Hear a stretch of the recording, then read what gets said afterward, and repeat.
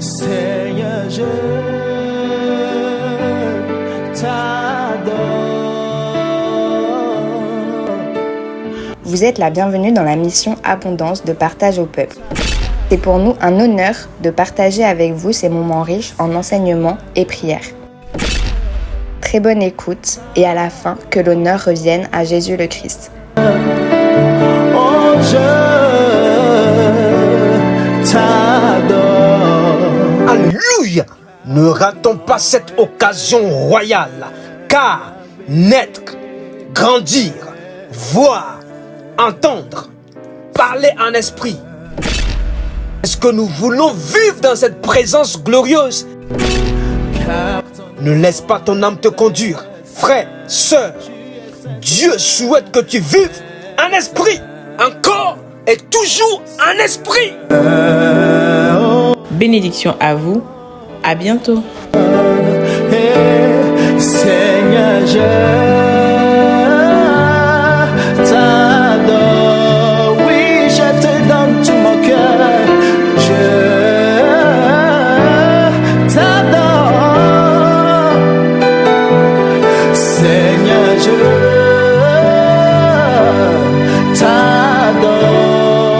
Oui, nous t'adorons, Seigneur. Je t'adore, car ton nom est très saint. Oui, nous t'adorons, Seigneur, très saint. Seigneur, oui, nous élevons nos voix pour dire, toi seul est saint, très saint, Seigneur. Bien-aimé, est-ce que tu peux déclarer? Est-ce que tu peux déclarer? Que Dieu vous bénisse. Nous prions dans le nom de Jésus-Christ. Père, ce n'est pas ma bouche, c'est ta bouche. Remplis-la des révélations. C'est toi qui parleras à ton peuple. Les cœurs sont disposés, les entendements sont ouverts. Comme Seigneur, tu es la parole, nous voulons que tu, Seigneur, tu libères la parole au travers de nous. Humblement, Seigneur, je me soumets à ta volonté. Que ton esprit me dirige. Seigneur, merci pour le peuple réuni. Au nom puissant de Jésus. Amen. Amen. Que quelqu'un me dise Amen. Ce soir, j'ai un petit thème à développer avec vous. Et ce thème, des fois, porte des questions. Je vais te poser une question dans le thème et nous allons avancer. Le thème de ce soir, en Christ, portes-tu des feuilles ou des fruits? Je répète, le thème, en Christ, portes-tu des feuilles ou des fruits? La question vient vers vous. Et moi aussi, je me suis posé cette question. Je prêche et je me prêche aussi. Alléluia. Genèse chapitre 2, le verset 9. Nous lisons la parole de Dieu. Genèse chapitre 2, le verset 9. L'Éternel Dieu fit pousser du sol des arbres de toute espèce, agréables à voir et bons à manger. Et l'arbre de la vie au milieu du jardin et l'arbre de la connaissance du bien et du mal. Amen. Notre vie ressemble à un arbre. Notre identité se cache dans un arbre. Aucune personne ici ne me dira qu'il ne connaît pas un arbre. Nous avons des arbres dans notre nation, dans nos villes, dans nos quartiers. Vous savez, Dieu ne fait pas les choses pour que nous plaisantons avec, que nous le prenons à la légère. Dieu fait les choses pour que nous puissions tirer une révélation profonde. L'arbre représente ta vie entière, ton être entier, l'identité en Christ. Ah, je sais que tu es la nouvelle créature, mais Dieu te compare à un arbre. Alléluia. Psaume chapitre 1, le verset 3, nous lisons. Il est comme un arbre planté près d'un courant d'eau qui donne son fruit en sa saison et dont le feuillage ne se flétrit point. Tout ce qu'il fait lui réussit. Je peux répéter, hein? Dieu parle de toi. Psaume chapitre 1, verset 3. Il est comme un arbre planté près d'un courant d'eau qui donne son fruit en sa saison et dont le feuillage ne se flétrit point. Tout ce qu'il fait lui réussit. Alléluia. Je parle de l'arbre, mais ce qui m'a touché le plus, c'est que Dieu aussi a parlé de l'herbe et de la fleur. Il n'a pas représenté l'arbre pour rien, ni l'herbe pour rien. Nous lisons encore la parole de Dieu. Ésaïe chapitre 40, verset 8, il dit: l'herbe sèche, la fleur tombe, mais la parole de notre Dieu subsiste éternellement. L'herbe sèche, la fleur tombe, mais la parole de notre Dieu subsiste éternellement.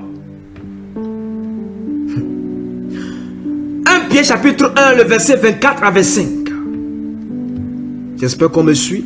1 Pierre chapitre 1, le verset 24 à 25. Car toute chair est comme l'herbe, et toute sa gloire comme la fleur de l'herbe. L'herbe sèche et la fleur tombe, mais la parole du Seigneur demeure éternellement. Et cette parole est celle qui vous a été annoncée par l'évangile. Alléluia. Quand j'ai lu ça, j'ai commencé par pleurer.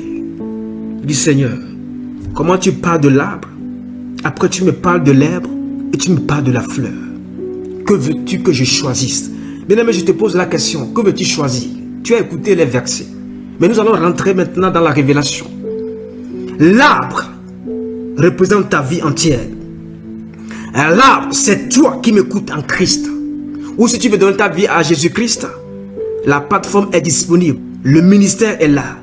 Et je te convie de donner ta vie à Jésus-Christ pour ressembler à l'arbre. L'arbre, c'est nous. C'est toi et c'est moi. Et cet arbre est planté près d'un courant d'eau. Alléluia. Ce courant d'eau, c'est la parole de Dieu qui alimente l'arbre, qui donne la sève, qui continue dans les branches, alimenter les feuillages et des feuillages, des fruits. Vous voyez le processus. Dieu a toujours son processus. Dieu respecte son processus. Des fois, on veut briser le protocole de Dieu. Mais Dieu, il a un processus. C'est les hommes qui ont des protocoles. La parole de Dieu nourrit l'arbre. Et dans ça, le Seigneur me dit: écoute, David, mon fils. Quand il dit ça, j'aime. Quand Dieu te dit mon fils, il faut aimer. Quand Dieu te dit ma fille, il faut aimer. C'est des gens qui s'aiment peuvent accepter l'amour de l'autre. Si tu ne t'aimes pas, ça serait compliqué. Est-ce que je parle à quelqu'un? Il dit: écoute très bien. Quand vous prenez les herbes de la fleur, vous l'arrosez de la tête ou d'en haut vers le bas.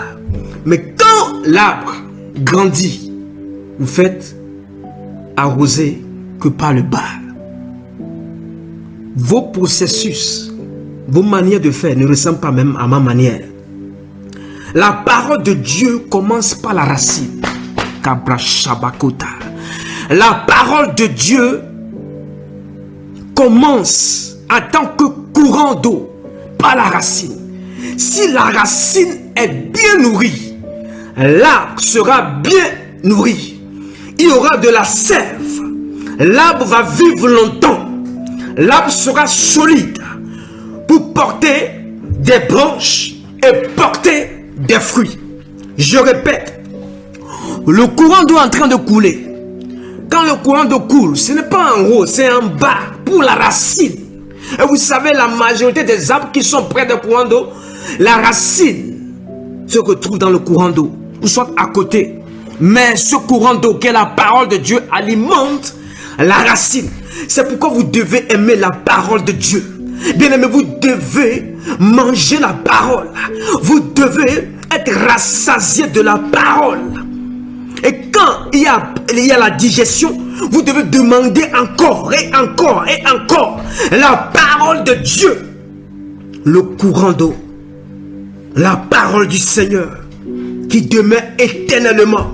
Cet arbre que tu as besoin d'être nourri par la vraie parole, le vrai évangile, l'évangile de la croix, l'évangile de la repentance, l'évangile du salut, l'évangile de la puissance, l'évangile qui ôte les fardeaux, qui brise les jougs, l'évangile qui convainc de la vérité de justice, l'évangile qui apporte la sagesse, l'évangile qui apporte la connaissance, l'évangile qui apporte l'assurance, l'évangile qui ne rejette personne, l'évangile qui apporte l'amour, la compassion.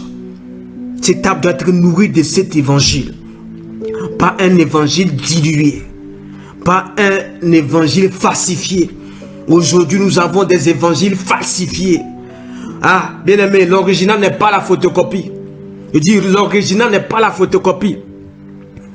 Même si tu as des copies, on te demandera à la préfecture, à la mairie, où est l'original, où est la souche. Je prie que tu ne sois pas une photocopie, que tu sois l'original de Dieu, la créature merveilleuse de Dieu, l'arbre qui est nourri par l'évangile original, la sainte doctrine que depuis Genèse jusqu'à Apocalypse a été prêché. Je refuse l'évangile dilué, l'évangile falsifié. Si tu acceptes l'évangile falsifié, tu seras l'herbe, tu seras la fleur. Imaginez la fleur, toutes les fleurs tombent toujours, mais l'arbre résiste, porte des branches, porte des fruits. Et ce qui m'a touché, les feuillages. Alléluia. Les feuillages. C'est pourquoi je vais poser la question. Est-ce que vous portez des feuilles ou des feuillages ou des fruits? Les feuilles, c'est encore des feuillages. Est-ce que vous portez que ça? Pourquoi Dieu arrive à nous expliquer les choses par la nature, par les choses que lui-même il a créées? Est-ce que tu portes des fruits ou tu portes que des feuilles? Bien-aimé, il y a beaucoup de vies qui sont en Christ. Depuis 20 ans, 30 ans, 40 ans, 10 ans, 5 ans, 2 ans, 3 mois, qui portent que des feuilles. Dieu n'est pas intéressé par les feuilles. Dieu n'est pas intéressé par le feuillage. Dieu est intéressé par les fruits. Alléluia.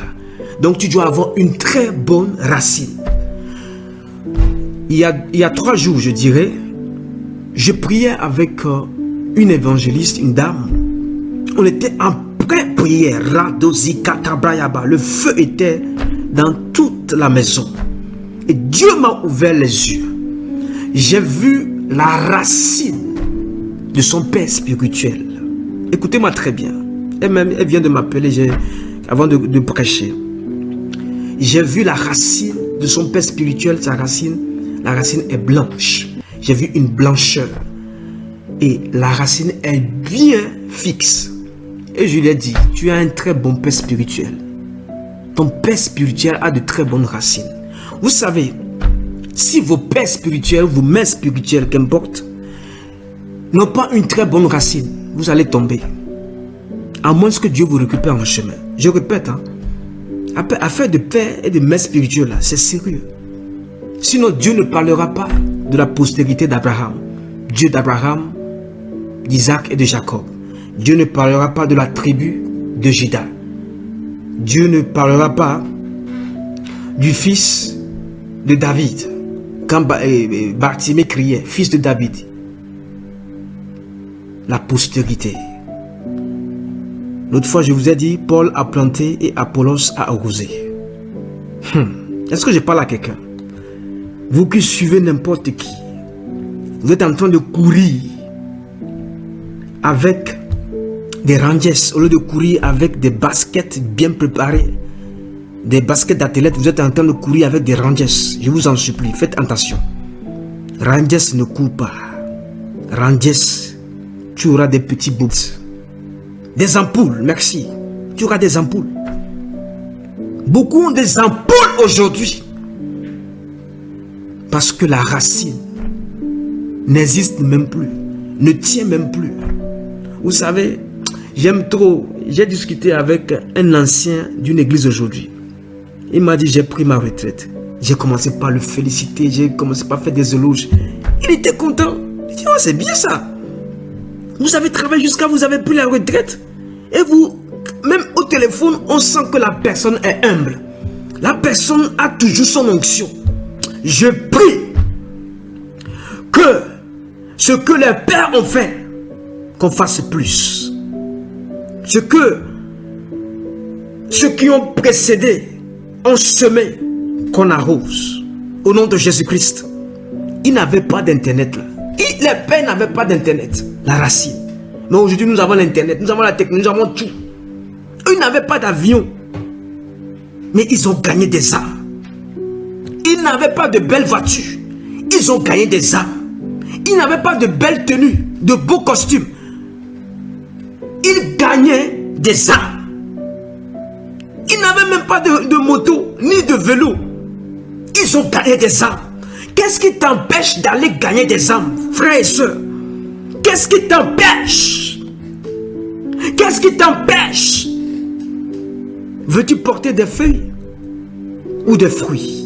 Je te pose encore la question. Si ta racine est bien bâtie, quand tu seras l'arbre qui va sortir, je pense que tu vas porter des fruits. La racine, c'est la fondation. Je ne m'arrête jamais sur la mission. J'élargis toujours mon champ d'action. Vous savez, il y a des gens qui ont créé des entreprises. Quand tu leur dis, votre entreprise là est basée sur quoi? Ils sont incapables de vous dire. Ils ont leur propre société. Quand tu leur poses la question, c'est basé sur quoi? Ils sont incapables de vous dire. Ton foyer là est basé sur qui? Ah! Il y a beaucoup d'auto-entrepreneurs aujourd'hui. Ce programme auto-entrepreneur, c'est basé sur quoi et sur qui? Tes projets sont basés sur quoi et sur qui? La fondation. La racine de l'arbre, c'est la fondation. Alléluia. Matthieu chapitre 7, verset 24. C'est pourquoi quiconque entend ces paroles que je dis et les met en pratique sera semblable à un homme prudent qui a bâti sa maison sur le roc. La pluie est tombée, les torrents sont venus, les vents ont soufflé et se sont jetés contre cette maison. Elle n'est point tombée parce qu'elle était fondée sur le roc. Alléluia. Ta fondation, c'est comme le roc. Et je connais le roc, c'est Christ, le rocher de tous les âges. Quand Moïse s'est énervé, il a frappé le rocher. Le rocher. Il a dit, tu sais que c'est moi Christ que tu tapes? Attention Moïse. C'est la fin qui justifie les moyens. Fais attention, on a dit de toucher. On a dit d'effleurer. Ah, tu me frappes. Il a frappé le Christ sans le savoir. On ne frappe pas le Christ comme ça. Il faut faire attention. Les gens qui se mettent à frapper le Christ avec leur blasphème, avec du désordre. Faites attention. Faites attention s'il vous plaît. Les gens qui disent n'importe quoi sur Christ, sur l'évangile, sur les hommes de Dieu. On dit n'importe quoi, on se permet. Blasphème. Le rocher. Bâtis ton foyer futur sur Christ. Bâtis ton ministère. Bâtis ta mission, ton entreprise. Bâtis ce que tu veux faire dans la vie sur Christ. Même si tu avais commencé avec une mauvaise fondation, tu peux te rattraper. Tu peux te rattraper. Tu peux te rattraper. Parce que le va attraper. Tu peux te rattraper. J'ai écouté quelqu'un qui dit, bah, si la personne même se prostitue, vient payer la dîme, moi je m'en fous. Qu'elle se prostitue, moi l'essentiel c'est la dîme. L'argent c'est l'argent. Ah!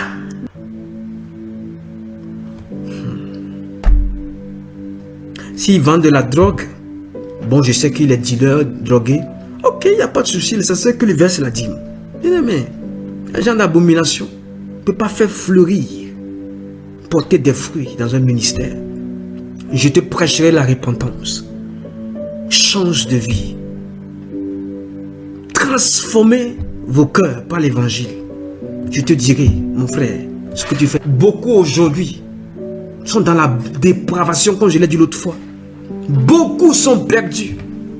Mais il veut quand même se faire valoir en tant que chrétien. Je n'ai pas besoin, bien-aimé, je n'ai pas besoin que tu te fasses valoir. Non, laisse Dieu te valoriser. Des chrétiens qui font des choses que le monde même ne peut pas faire. Comment quelqu'un qui vole l'argent d'une entreprise va aller dire, hey, pasteur, Dieu m'a béni. Comment? Apôtre, Dieu m'a béni. Comment quelqu'un qui a détourné les fonds peut... Et on dit que on veut porter des fruits. Ça, c'est des feuilles. Le vol. Tout ce qui est lié au péché. Il y en a plusieurs. Je ne vais pas citer. Vous les connaissez tous. Vous-même, vous connaissez parce que le Saint-Esprit est en vous. On vous dira que ça, c'est un péché. Tu es dans le péché. Et tu veux tout le temps montrer à l'apôtre. Non. Tu es dans la jalousie. Tu es dans la médisance. Tu es dans l'envie. Bien-aimé, je ne viens pas vous flatter ici. Je n'ai pas assez de temps. Aujourd'hui, parler à quelqu'un. J'ai en train de parler à quelqu'un. Ne vous connectez pas simplement à la fin pour avoir des prières. Vous devez suivre l'évangile. Quand vous avez l'évangile, la prière, ça dit ça coule, ça coule, ça coule. Tu vas porter des fruits automatiquement. C'est comme ça. C'est de la parole à racine qu'on porte des fruits. Tu ne peux pas atterrir comme ça et dire je veux des fruits. Tu viens écouter le message. Tu viens boire le message. Tu viens à l'heure, en plus, à l'heure. Si bon, ton programme ne te le permet pas, on te pardonne. Mais je ne sais pas si Dieu. Mais tu viens à l'heure, tu écoutes la profondeur du message. Tu te nourris par le message. Et quand il y aura prière, beaucoup de choses vont se déclencher. Il y aura de l'explosion. C'est vous qui allez permettre à l'apôtre d'exploser. C'est votre discipline qui va permettre à l'apôtre d'exploser. C'est votre soif, votre faim qui va permettre à l'apôtre d'exploser. Si vous êtes en retard, vous amenez l'esprit de retard sur la plateforme. Si vous aimez que les prières, vous aimez qu'on prie pour vous, on le fera, c'est notre mission. Mais il faut que vous soyez dans la vision. Bien aimé, quand on parle d'une vision, il faut que tu sois impliqué dans la vision avec cœur, avec pensée, avec force, selon ton temps, avec tes finances, avec ton matériel, avec tes dons. C'est ça la mission. Parce que Joseph a régné avec Pharaon. Il y a des pharaons qui nous attendent. Bien aimé, il y a des pharaons qui nous attendent.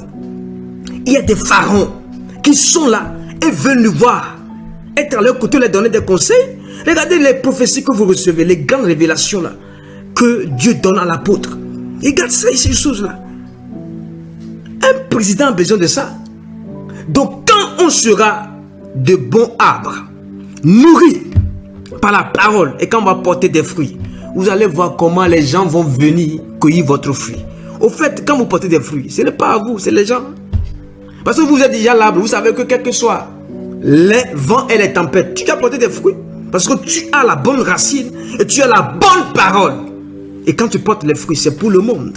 Je prie pour toi, afin que tu portes des fruits pour le monde. Tu portes les fruits pour ta famille.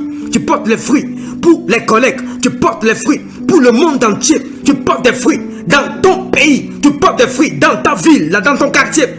Porte des fruits. Un arbre. Pas simplement des feuilles. J'ai compris cela et je me suis énervé. Je dis, Seigneur, comment tu peux me dire encore? Il m'amène à voir un figuier. On lit Matthieu chapitre 21, verset 18 à 20. Matthieu chapitre 21, verset 18 à 20. Le matin, en retournant à la ville, il eut faim. Jésus voyant un figuier sur le chemin, il s'en approcha, mais il ne trouva que des feuilles. Et il lui dit que jamais fruit ne naisse de toi. Alors le maître est énervé quoi. Et en l'instant, le figuier sécha. Verset 20. Les disciples qui vinrent cela furent étonnés et dit, comment ce figuier est-il devenu sec en un instant? Et Jésus rigole pas. Hein? Vous savez, Jésus, Moi, je veux que Jésus revienne un peu, quoi. Hein? Moi, j'aimerais bien. Apôtre, est-ce qu'on peut négocier? Jésus n'a qu'à revenir un peu, quoi. Un peu, ma voix. Il a une manière d'opérer. Il voit le figuier. Le bon figuier. Le bon figuier n'a même pas de bouche. Mais en esprit, il voyait un homme. Voilà. Il voyait un homme. Depuis 3 ans, tu ne portes pas de fruits. C'est pas normal. Il voyait un chrétien, une chrétienne. Il voyait une adoratrice. Il voyait un adorateur. En train de ramer, de bugger. Il dit que c'est pas normal. Comment lui me ressemble? Il ne porte pas de fruits. Il s'est énervé. Bien aimé, que cela n'arrive pas hein, à l'énervement de Jésus-Christ. Que Dieu t'épargne dans le nom de Jésus. Je dis que Dieu t'épargne. Longtemps, Dieu te regarde, malgré les prières, malgré les prophéties, malgré la parole de Dieu, malgré l'intercession, malgré tout ce que tu fais, tu ne portes pas de fruits. N'arrive pas à ce stade d'énervement où Jésus te dit, maintenant c'est bon, allez évacuez-le, allez, bon, allez, mettez-le dans la poubelle, allez archiver. Parce que les chrétiens ne pensent pas à ça. Ils pensent que la vie chrétienne, c'est vie bonbons, chocolat, voiture, maison. Non. On a dit que le figuier. Et ce qui m'a encore touché. Bien aimé, des fois quand tu lis la parole de Dieu, c'est pourquoi lire la parole de Dieu. Un chrétien qui ne lit pas la parole de Dieu, il va lire quoi? L'histoire quoi? De tes aïeux, de tes ancêtres. Déjà même tu ne connais pas l'histoire de l'Afrique. Tu ne connais pas l'histoire de l'Europe. Tu ne connais pas l'histoire des États-Unis. Tu prends tout sur Internet, tu avances seulement et tu es chétif. Je prie dans le nom de Jésus-Christ afin que tu reviennes dans la parole. Il dit, regarde Adam et Ève. Quand ils étaient nus, quand ils ont désobéi, ils étaient nus. J'ai eu des figues. Et j'ai caché leur nudité. Il dit, mon fils, écoute-moi très bien. Je parle à quelqu'un ici. Je n'aime pas la nudité de mes créatures. Je ne veux pas que vous soyez exposés. Bien aimé, quand tu es un arbre qui ne porte pas de fruits, tu es nu. Tu es exposé à tous les vents, à la honte, au mépris, à la galère, à la crière. Tu es exposé à toutes les difficultés du monde. Tu es exposé aux sorciers. Tu es exposé aux esprits des eaux. Tu es exposé à des démons, à des choses bizarres. Tu es exposé. Je prie que tu ne sois plus exposé dans le nom de Jésus. Ne sois plus exposé. La nudité. Il a pris les feuilles des figues pour cacher la nudité. C'est là il me dit, le figuier était nu. Il était nu. J'ai plus besoin de lui.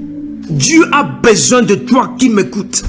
Pour porter des fruits, Dieu a besoin de toi. Tu ne peux pas t'utiliser et tu ne porteras pas de fruits. Alléluia. Est-ce que vous m'écoutez? On avance, je termine bientôt. Vous savez, quand il a quitté les feuilles des figues, il m'amène encore. Il dit, maintenant si vous ne portez pas de fruits, comment vous devez reconnaître que la personne ne porte pas de fruits? Ça c'est la question de tout le monde. Quelqu'un qui ne porte pas de fruits. Et regarde, Matthieu chapitre 7, verset 15 à 17. Matthieu chapitre 7, verset 15 à 17. Il dit, gardez-vous des faux prophètes. Ils viennent à vous en vêtements de brebis, mais au-dedans d'eux, ce sont des loups ravisseurs. Mais au-dedans, ce sont des loups ravisseurs. Verset 16. Vous les reconnaîtrez à leurs fruits.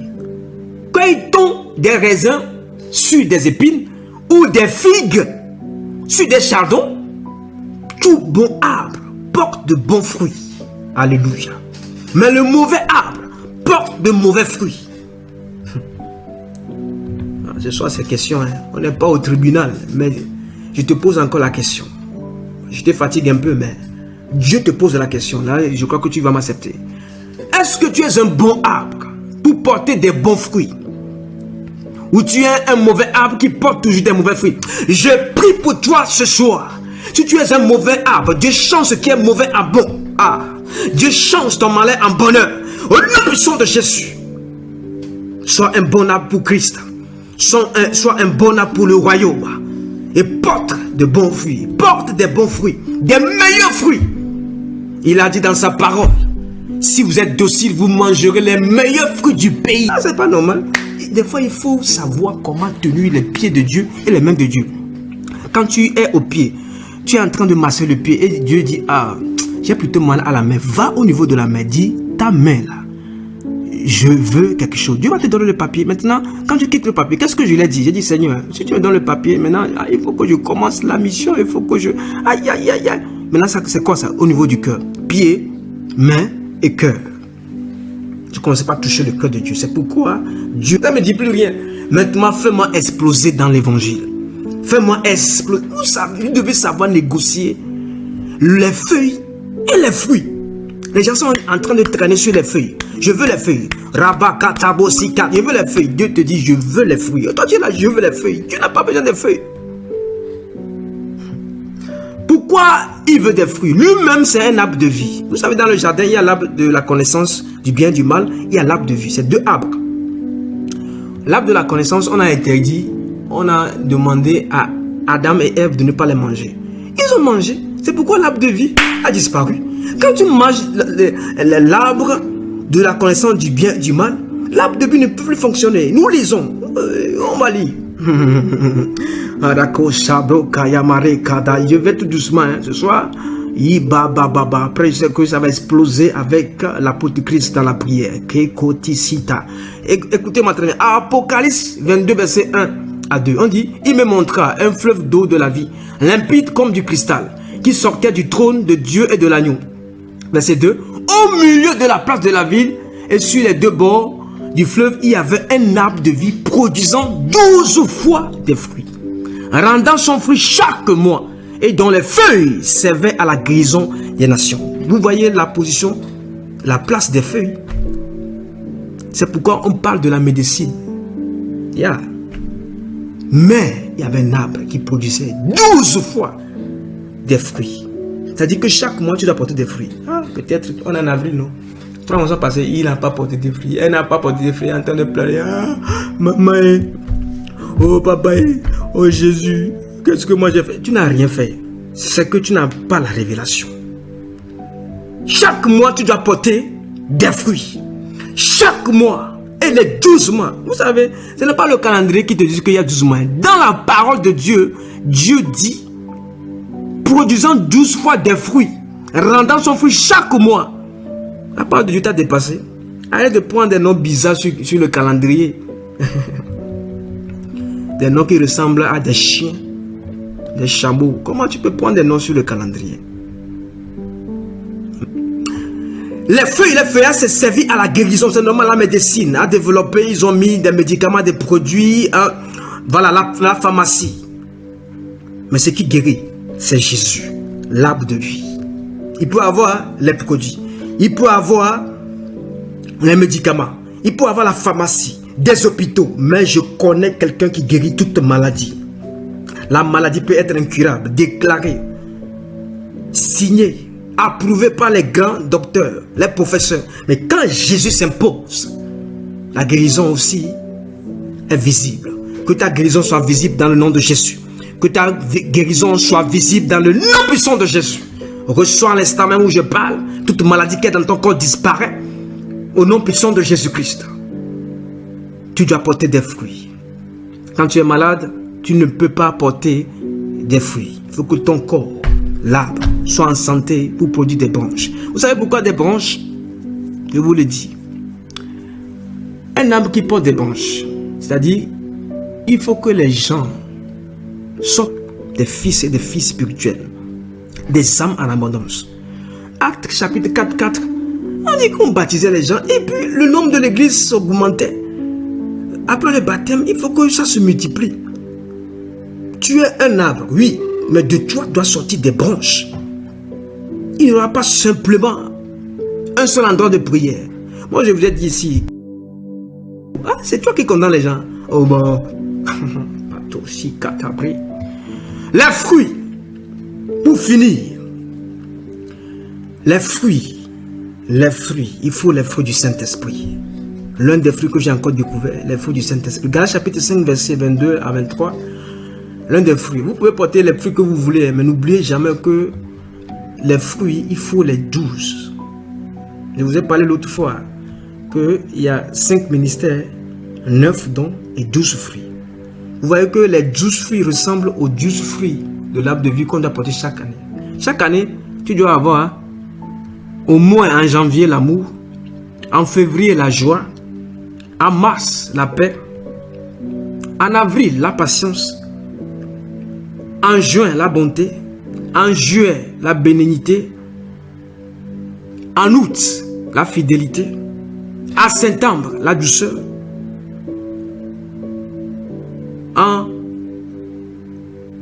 en octobre, c'est ça, la tempérance. Jusqu'à attendre les 12, parce que là, je vais me perdre. Les 12 fruits du Saint-Esprit. Toute l'année, tu dois avoir tout ça en toi. Bien aimé, je te pose la question. Qu'est-ce qui manque parmi les 12 fruits? Tout ça. Quand on parle de fruits, moi, je sais que les gens pensent à l'argent, à voiture, maison, je veux un enfant. C'est-à-dire, le chrétien limité, maintenant qu'on est là, leur prière, quoi. Je veux la guérison, je veux un travail. C'est-à-dire, c'est des choses basiques pour le monde. Des choses basiques. Le monde en a même plus que nous, les chrétiens, des fois. Il y a des gens, quand ils sont à l'âge, ils sortent de leur voiture. Tu regardes la voiture et tu regardes ta glace ou ton miroir à la maison. Tu dis, bah, je me mire ou je me perds. Voilà. Mais tu ne dois pas galérer à avoir ça. Je prie afin que ce que tu n'as pas, comme le monde, que Dieu te l'accorde au nom de Jésus. Dis-moi Amen. Ce que tu n'as pas et que le monde a, que Dieu te l'accorde. Parce que tu iras dans le monde pour prêcher l'évangile. Tu ne peux pas aller comme ça. Non. Quand Jésus était venu, il avait besoin de l'or. Il avait besoin de l'encens. Il avait besoin du myrrhe. Tout petit. Alléluia. Conclu. Ça, c'est les fruits. Il m'a parlé du champignon. Le champignon, la majorité des champignons poussent où? Au niveau de l'arbre. C'est juste à côté. Moi, les champignons, bon, je mange du champignon. Hein. Les champignons que moi j'ai connus dans les champs, la majorité pousse des champignons. Hein. Ça saute au niveau de l'arbre. Vous êtes les fils d'adoption. Et quand vous êtes un arbre, il y a des fils adoptifs qui sortiront de vous. Vous lirez Ephésiens chapitre 1, verset 4 à 5. Nous ayant prédestinés dans son amour à être ses enfants d'adoption par Jésus-Christ, selon le bon plaisir de sa volonté. Il y a des gens que vous allez adopter spirituellement. Jésus nous a adoptés. Il y a des gens que vous allez adopter. C'est ça l'un des fruits qui n'est pas en haut, mais qui est en bas. Des champignons. Je prie que les gens viennent se greffer sur toi. Si tu viens se greffer sur mon ministère, ainsi de suite. S'il n'y a pas de greffage, la mangue ne sera pas jolie. Il y a des mangues qui sont naturelles, mais quand on greffe là, c'est encore joli, c'est encore plus gros. C'est ça. C'est ça, porter des fruits. Des fois, il faut du greffage. Des greffages spirituels, merci ma soeur. Des greffages spirituels. Alléluia. Aujourd'hui, les gens perdent des reins. On fait des greffes de reins pour que la personne suive. Des fois, des ministères qui sont essoufflés. Tu vois que les ministères souffrent. Tu vois que le chrétien souffre. Il faut juste du greffage pour que la personne revive. Dieu vous bénisse. Que Dieu soit avec vous. Je m'arrête là.